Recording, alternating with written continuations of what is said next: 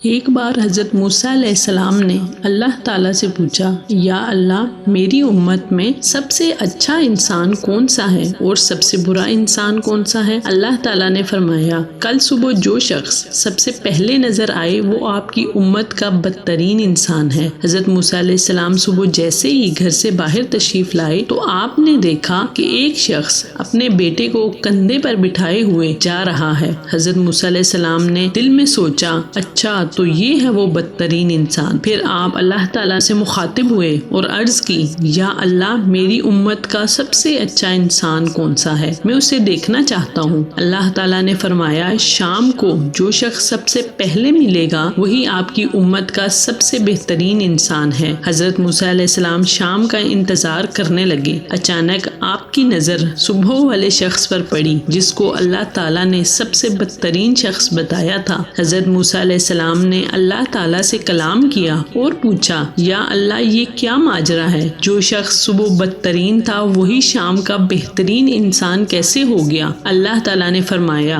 صبح جب یہ شخص اپنے بیٹے کو کندھے پر بٹھائے جنگل کی طرف گیا تو اس کے بیٹے نے اس سے پوچھا، ابا یہ پہاڑ بہت بڑے اور وسیع ہیں اور آسمان ان پہاڑوں سے بھی وسیع ہے، کیا اس سے بھی بڑی کوئی چیز ہے؟ تو باپ نے ایک سرد آہ بھر کر دکھ بھری آواز میں کہا، ہاں بیٹا، اس آسمان سے بھی بڑے تیرے باپ کے گناہ ہیں۔ بیٹے نے کہا، ابا تیرے گناہ سے بھی کوئی چیز بڑی ہے؟ تو باپ کے چہرے پر ایک چمک آ گئی اور بولا، ہاں بیٹا، تیرے باپ کے گناہوں سے بہت بڑی میرے رب کی رحمت اور اس کی مغفرت ہے۔ اللہ تعالیٰ نے فرمایا، اے موسیٰ علیہ السلام، مجھے اس شخص کا اعتراف گناہ اور ندامت اس قدر پسند آیا کہ میں نے اس بدترین شخص کو تیری امت کا بہترین انسان بنا دیا۔ میں نے اس کے تمام گناہ نہ صرف معاف کر دیے بلکہ گناہوں کو نیکیوں میں بدل دیا۔ سبحان اللہ۔